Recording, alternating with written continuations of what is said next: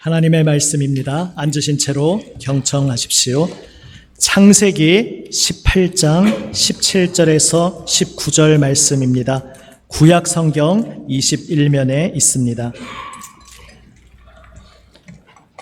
구약 성경 21면 창세기 18장 17절에서 19절 말씀입니다.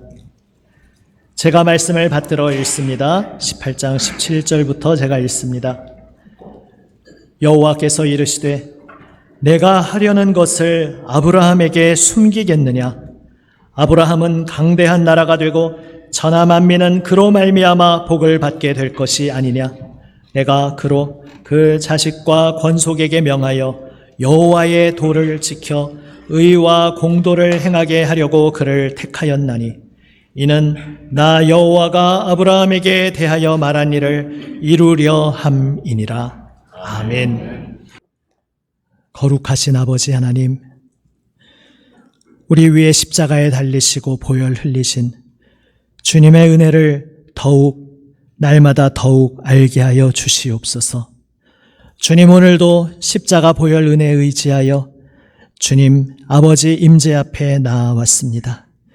예수님의 그 은혜로 하나님 이름 불러주심을 받은, 하나님의 지명 받고 하나님 손에 붙들림 받은 하나님의 아들, 딸, 이 시간 아버지 생명 말씀을 사모하며 주님 앞에 엎드리오니 아버지, 사랑하시는 자녀들을 위해 예비하신 말씀을 들려 주시옵소서. 세우신 말씀에 종을 붙들어 주시고 성령님 주장하시어 아버지 말씀을 담대히 순전하게 전하게 하여 주시옵소서. 우리 구주 예수 그리스도의 이름으로 기도드립니다. 아멘. 할렐루야. 아멘. 십자가 보혈 은혜로 우리를 구원하시고 우리의 삶의 발걸음 한 걸음 한 걸음을 날마다 인도하시는 주님의 은혜가, 그 풍성하신 은혜가 하나님 사랑하시는 우리 교우 모든 분들께 함께 하시기를 주님의 이름으로 축복합니다. 아멘. 오늘 하나님께서 아브라함과 대화 나누시는 이 장면은 바로 지난주 본문에서 이어지고 있는 장면입니다. 사라를 통해서 반드시 아들을 주시겠다 확언하시고 그 앞에서 사라는 믿지 못하여 웃었지만 그 웃음에 대해 말씀하시면서 반드시 하나님께서 말씀하신 것을 그 전능하신 권능으로 이루시겠다 하신 그 말씀 뒤에 오늘 이야기가 이어집니다. 애초에 세 사람의 형태로 하나님께서 신비하게 다가오셨는데 이제 오늘 본문 이후에 보면은 이 지금 세 사람 중에서 둘이 소돔성을 향해 떠나고 나중에 보면 그 두 천사라고 일컫고 있음을 보게 됩니다. 그렇다면 이제 한 사람이 아브라함 앞에 남아서 오늘 본문 이후에 18장 끝부분까지 계속 대화를 나누는데 그때 아브라함이 여호와 앞에 그대로 서 있다 하면서 아브라함이 하나님과 1대1로 대화 나누고 있는 장면을 보게 됩니다. 그러니까 세 사람 중에 그 한 존재가 바로 하나님이심을, 너무나도 신비로운 장면이지만 바로 하나님께서 아브라함 앞에 서서 대화 나누고 계시다는 것을 알 수 있습니다. 시간 관계상 오늘 18장 뒷부분을 다 읽지 않았고 사실 핵심적인 성경 전체 맥락에서 핵심적인 본문이기에 그 본문을 읽고 몇 번 또 말씀을 나눈 적이 있습니다. 그때 나눴던 이야기에 오늘 한 걸음 더 나아가서 더 얹어서 좀 이야기를 나누고자 합니다. 지금 우리가 아브라함의 발자취를 따르고 있습니다. 그리고 그 맥락에서 하나님께서 아브라함을 특별한 존재로 택하신 것을 보았습니다. 오늘 본문 말씀에서 18절에서도 그것을 다시 하나님께서 반복하여 말씀하고 있습니다. 강대한 나라가 될 것이다. 그냥 아브라함 자신만 강대한 나라가 된다는 것이 아니라 천하 만민이 그로 말미암아 복을 받게 될 것이라 말씀하십니다. 그런데 그것과 연결해서 17절에서 그러한 아브라함에게 내가 무엇을 숨기겠느냐, 내가 하려는 일을 어찌 아브라함에게 숨기겠느냐, 이러한 의외의 말씀을 하십니다. 아브라함을 특별한 존재로 택하신 것도 너무나 귀하고 놀라운 은총이고 정말 경이로운 일인데 그러한 아브라함이기 때문에 이 천지 만물을 주관하시고 운행하시는 그 하나님의 경륜, 하나님의 계획을 아브라함에게 내가 어찌 감추겠느냐 하면서 다 공유하시겠다고 말씀하시는 놀라운 장면입니다. 창조주가 피조물을 자신의 어떤 대화 파트너로 하나님이 온 세상 일을 운행하시는 그 운영의 동반자로 삼으신다는 놀라운 말씀입니다. 그런데 그래서 무엇을 내가 숨기겠느냐라고 하시면서 그 뒤에 이어지는 말씀이 바로 소돔과 고모라에 대한 심판 말씀입니다. 이러한 것들이 다 얽히면서 이 본문에 놀라운 일들이 많이 담겨 있습니다. 그 이야기를 이제 잠시 후에 좀 보도록 하고요. 먼저 하나님께서 아브라함을 특별한 존재로 택하셨다고 하시는데 그것이 아브라함을 통해 천하 만민이 복을 받는다는 것과 어떻게 이어지는지 오늘 그것을 함께 살펴보고자 합니다. 의와 공도를 행하게 하려고 아브라함과 그 후손을 택하였다 말씀하십니다. 다시 말해서 지금 온 세상이 하나님을 하나님으로 창조주로 주인으로 인정하지 않고 하나님을 거슬러 살아가면서 온갖 죄악의 굴레에 사로잡힌 채 끔찍한 참혹한 삶을 살고 있음을 우리는 성경에서 보았습니다. 그런데 그 가운데서 하나님께서 아브라함을 특별히 택하셔서 의와 공도를 행하게 하겠다. 여호와의 도를 지키게 하겠다. 다시 말해 하나님을 거절하고 거부하는 이 세상과는 전혀 다른 방식으로 구별된 삶을, 빛의 삶을, 생명의 삶을 살게 하시려고 부르셨다 말씀하고 계신 것입니다. 그러면 그것은 알겠는데 그렇다면 아브라함은 구별된 존재로 세워졌고 이 세상 다른 사람들은 하나님을 거스르며 살고 있는데 그 아브라함을 통해서 천하 만민이 다 복을 받게 된다는 것이 도대체 어떻게 연결될 수 있는가? 아브라함을 거룩한 정의로운 사랑의 삶을 살게 하시는 것이 그걸 통해서 온 세상이 어떻게 복을 받을 수 있는가? 바로 이러한 물음표가 오늘 본문 안에 담겨 있습니다. 그리고 그 물음표에 대한 대답이 오늘 시간 관계상 읽지 않았지만 바로 그 다음에 이어지는 18장 나머지 부분에 하나님과 아브라함 간의 대화입니다. 그 대화에서 그 물음표에 대한 답이 나오고 있습니다. 그 다음 이어지는 장면, 하나님께서 이제 내가 무엇을 숨기겠느냐 말씀하시면서 소돔과 고모라를 심판하시겠다. 그 죄악이 가득 차서 그 부르짖음이 하늘에 상달되어서 그 부르짖음이 정말로 그러한지 내가 확인하고자 직접 그 현장을 보려고 왔다 이 말씀하십니다. 그리고 그 말씀에 대해서 아브라함이 하나님을 붙들고 이야기를 합니다. 하나님, 그 성중에 의인 50명이 함께 섞여 산다면 그러면 어떻게 하시겠습니까? 그 의인 50명이 하나님 심판에 같이 휩쓸려서 같이 멸망당해버리면 그것은 하나님의 공의에 위배되는 것이 아니겠습니까? 이러한 이야기를 하면서 그 인원을 계속 줄여나가는 이 유명한 이야기를 아십니다. 10명까지 내려가죠. 10명만 있으면 어떡하시겠습니까? 그래, 10명만 있더라도 내가 그 10명을 봐서 그 성을 용서해 주겠다. 다시 기회를 주겠다. 이러한 대화로 이어집니다. 그리고 전에 여기까지는 말씀드렸습니다. 이것이 얼핏 보면은 아브라함이 하나님을 막아서서 하나님을 설득하고 있는 것처럼 보이지만, 물론 그것도 맞지만 사실은 그 판 자체를 하나님이 깔아놓으셨다는 사실입니다. 하나님께서 지금 이 대화를 시작하셨고 이 대화가 어떤 방향으로 흘러갈지를 주관하시고 주도하시면서 하나님이 이 성을 멸망시키시는 것은 하나님의 공의로 마땅히 행하셔야 하는 일이지만 그러나 어떠한 이유라도 찾으셔서 이 성에 다시 한번 기회를 주기 원하는 것이 바로 하나님의 마음이고 그 하나님의 마음을 아브라함도 배우도록 아브라함을 그 하나님의 마음의 한복판에 초청하고 계시는 장면이다. 전에도 한번 말씀드렸습니다. 전에는 그렇게 말씀만 드렸는데 어떻게 그렇게 생각할 수 있는가? 많은 이야기들이 이 속에 담겨 있습니다. 그 중에 한 가지만 본다면 애초에 하나님이 내가 무엇을 숨기겠느냐 하면서 이 성을 멸망시키겠다 말씀하신 이유가 무엇이겠습니까? 왜 괜히 그것을 말씀하시겠습니까? 아브라함으로부터 무엇을 기대하시면서 말씀하신 것입니까? 다시 말해서 하나님 정말로 멸망시키십니까? 저 중에 의인도 같이 섞여 있을 수 있는데요 라고 반응하도록 있도록 그렇게 반응해서 하나님 앞에서 저 성읍들을 향해 바로 이것이 중보자라는 것이죠. 중보자로 아브라함이 설 수 있게 중보자의 마음을 가르쳐 주시려고, 아브라함을 중보자의 자리에 세워 주시려고 하나님께서 이 대화를 시작하셨다는 사실을, 애초에 이것을 아브라함에게 말씀하셨다는 사실 자체에서 알 수 있습니다. 이것이 중보의 가장 초기 형태, 가장 기초 단계입니다. 사실 이런 생각 해보셨습니까? 전에도 한번 말씀드린 것 같은데요. 아브라함이 요청한 것이 좀 뜻밖의 모습일 수도 있습니다. 이렇게 요청할 수도 있지 않습니까? 하나님, 저 속에 의인 50명이 섞여 있으면 같이 휩쓸려 죽으면 안 되니까 의인 50명은 쏙 빼내서 그 사람들은 구원해 주시고 그 다음에 이제 남은 악인들만 심판해 주십시오. 이렇게 말해도 하나님의 공의를 충족하는 것이 될 수도 있지 않습니까? 그런데 아브라함은 애초에 이야기 방향을 그렇게 잡지 않고, 하나님, 저 성읍 중에 의인 50명이 섞여 있으면 그 의인 50명을 보셔서 그 나머지 그 성에 살고 있는 모든 악인들까지 그 성읍 전체를 하나님께서 불쌍히 여겨주시고 한 번 더 기회를 주시면 안 되겠습니까? 이런 방향으로 이야기하고 있다는 것이 어떻게 보면 굉장히 뜻밖의 방향입니다. 그리고 이것이 바로 중보의 모습입니다. 물론 이것은 가장 기초 단계입니다. 사실은 이 기초 단계만 보면 좀 이해가 안 될 수도 있죠.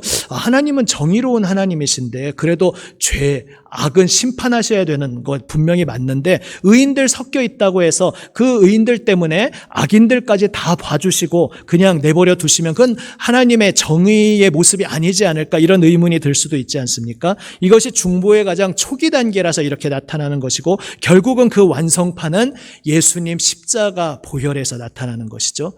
모든 인류가 죄를 지었고 우리 모두는 나 자신의 의, 나 자신의 어떤 노력, 공로로 구원받을 희망이 없는데, 우리는 하나님 앞에 나아갈 자격이 더 이상 없는데 바로 모든 인류의 대표되는 한 존재가 계시다면, 그 모든 인류를 대표로 자신이 끌어안고 자신이 그 대표자가 되어서 하나님, 저를 보셔서 우리 모두를 다 좀 용서해 주십시오라고 말할 수 있는 존재가 있다면 바로 그것이 중보자의 존재이고, 바로 예수님께서 우리 모든 인류를 끌어안고 우리 모든 인류의 죄악을 짊어지시고 십자가에 죽으심으로 보혈 흘리심으로써 이제 그 주 예수님의 은혜를 믿고 받아들이고 저를 위한 것입니다 고백하기만 하면 그 예수님의 은혜에 동참할 수 있도록 우리를 구원하여 주신 것입니다. 이것이 바로 중보의 최종 완성판인 것입니다. 여기에서, 이 십자가에서 하나님의 공의와 어떻게 해서든지 우리에게 기회를 주시고자 하는 하나님의 긍휼이 함께 만나서 완성된 것입니다.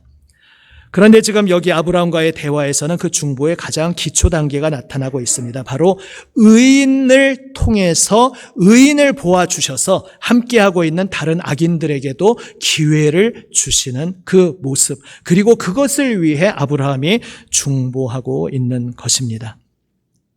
여기에서 우리는 하나님께서 일하시는 방식을 깨닫게 됩니다.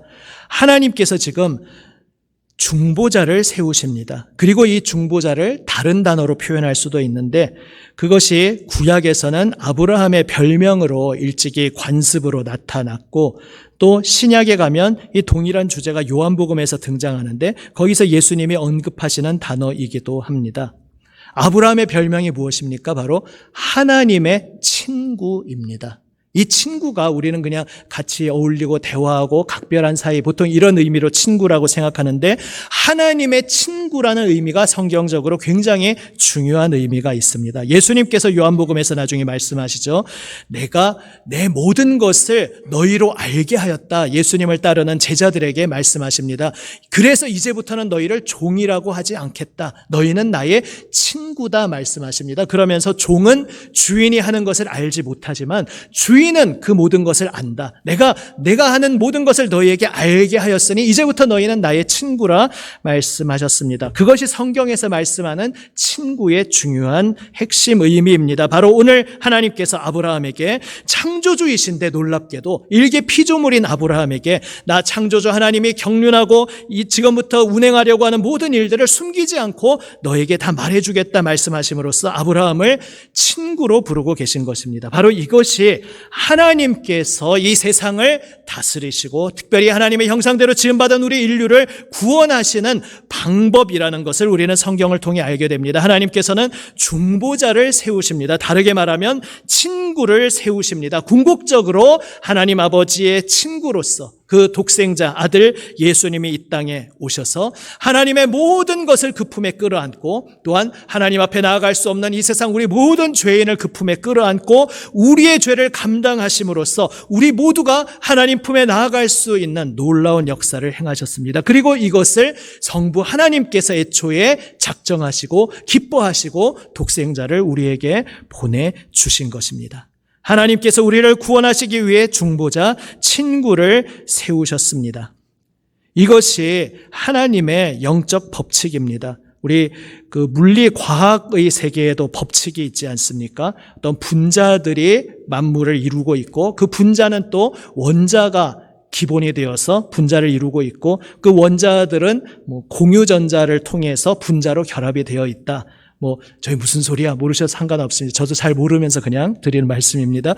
예를 들어서 그러한 과학 법칙이 있는데 영적인 세계에도 법칙이 있는 것이죠. 영적인 세계의 법칙은 무엇이냐 하면 하나님께서 피조물을 창조하시고 그 피조물을 운행하시고 품에 안으시는 데에 중보자를 세우셔서 그 모든 것을 행하신다는 사실입니다.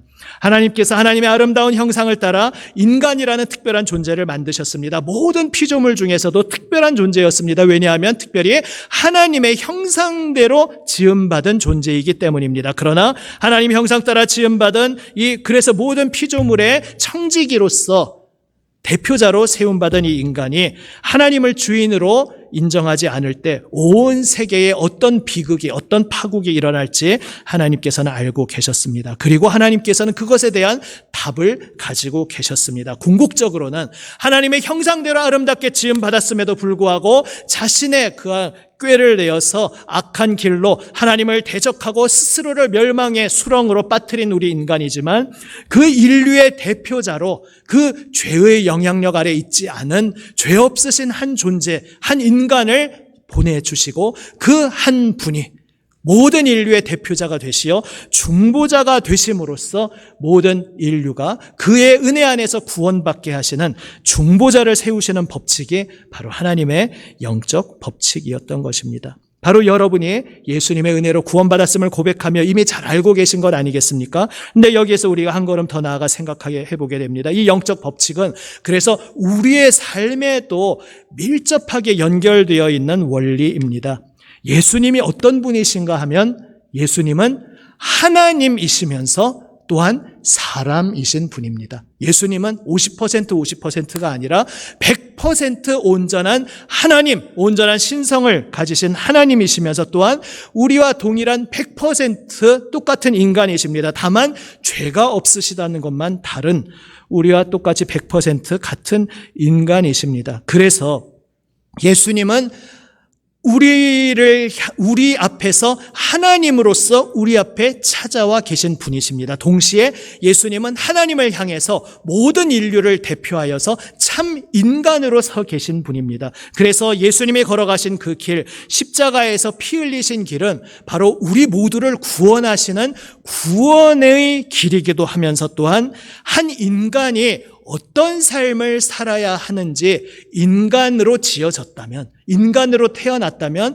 이런 삶을 살아야 그 삶 속에서 참 인간다움을 내가 사람 사는 맛이 이거로구나 이렇게 인간다움을 느낄 수 있는 삶을 사셨다는 것, 바로 그것이 십자가의 삶이라는 것이 바로 예수님의 존재의 의미입니다. 십자가는 우리의 구원의 길이면서 동시에 인간이라면 어떤 삶을 살아야 하는지에 대한 표본인 것입니다. 그리고 그 표본을 다른 말로 표현하면 우리는 중보자의 삶으로 초청받았다는 사실입니다. 예수님이 어떤 삶을 사셨습니까? 예수님께서는 자신은 죄가 없으시지만 죄 있는 우리 모두를 자신의 존재로 생각하시고 자신처럼 사랑하시며 우리를 끌어안아 주시고 우리의 죄를 그분 자신의 죄로 감당하심으로 우리를 살려주셨습니다. 그리고 이렇게 한 사랑하는 존재를 향해 내 모든 것을 쏟아부어 내어주는 헌신, 바로 이 헌신의 삶, 이 십자가의 삶이 인간이 인간답게 살아가는, 인간이 내가 인간으로 태어났다는 것이 이런 의미로구나, 내가 이렇게 살아가니까 인간으로서 살아가는 참 맛이 있는 거로구나, 인간다운 것이 이런 것이구나라는 것을 바로 그 중보적인 삶 속에서 발견하도록 하나님께서 법칙을 세워두셨다는 것입니다.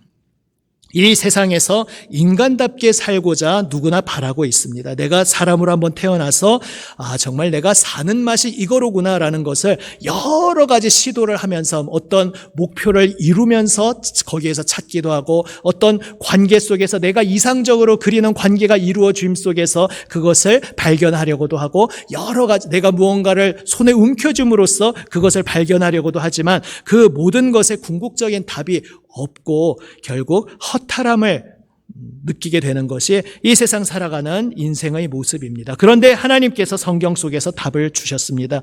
인간답게 살기를 원하느냐? 내가 사람으로 태어나서 사람으로서 사는 것이 이런 것이구나, 이게 사는 맛이로구나, 그것을 정말 발견하기를 원하느냐? 그렇다면 예수님의 삶을 따라와라. 참 인간다운 온전한 삶을 살아가시고 우리에게 본이 되어주신 그 예수님의 십자가의 삶, 다시 말해 중보적인 삶을 살아갈 때에 그 속에서 인간의 인간됨을 너는 발견할 수 있을 것이다. 주님께서 우리에게 말씀하고 계신 것입니다.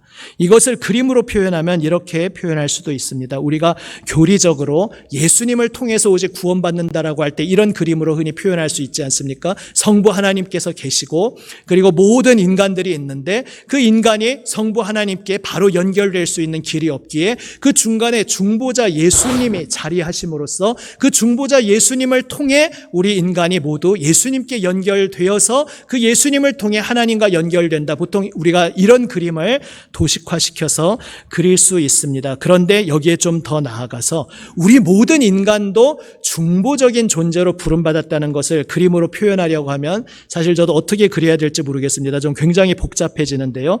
우리 모두는 궁극적인 중보자 되시는 예수님을 통해 하나님과 연결되어 있습니다. 그런데 우리 삶의 구체적인 현장에서 그것을 우리가 어떻게 경험하게 되느냐 하면 예수님의 대리인으로 세워진 어떤 한 사람이 나를 위해 중보적 존재로서 중보적 삶을 살았기에 내가 결국 그를 통해서 중보자 되시는 예수님과 연결되었다는 것입니다.